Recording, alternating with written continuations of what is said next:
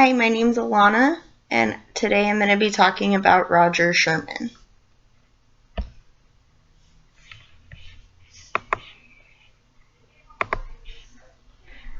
Roger Sherman was born in Massachusetts in 1721.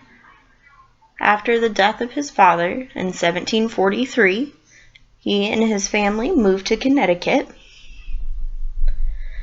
He was married to Elizabeth Hartwell in 1749, and after her death, he married Rebecca Prescott, and between the two wives, he had 15 children.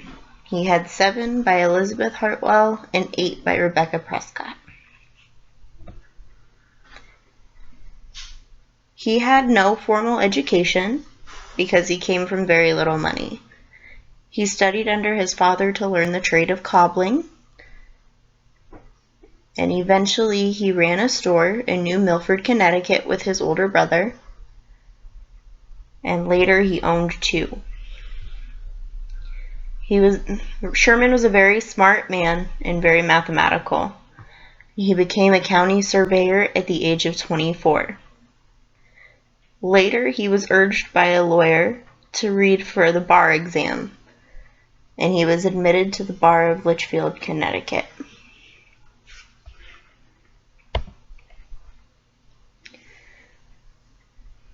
From 1755 to 1758, and again in 1760 and 1761, he was chosen to represent New Milford in the Connecticut House of Representatives.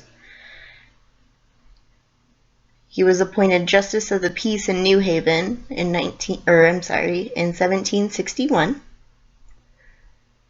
And then he was later appointed Justice of the Superior Court of Connecticut in 1766 and served there until 1789.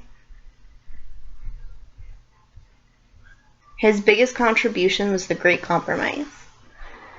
This meant that the people would be represented by 2 houses, which would later be known as the House of Representatives and the Senate. He proposed that one house should be proportionate in representatives by the size of the state, and that there would be 2 senators per state. He was both a signer of the Declaration of Independence and of the Constitution, so that would make him both a signer and a framer. There are no family members of his in Congress, and there were no known rivalries between any of his fellow congressmen.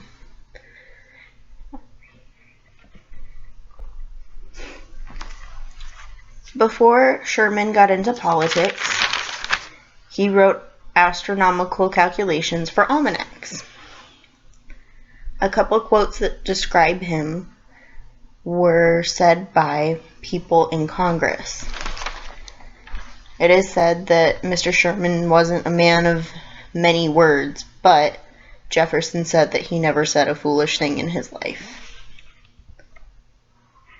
His political stance was that he was a Federalist, and he was part of the pro-administration party, which means that he supported George Washington's administration and everything they stood for.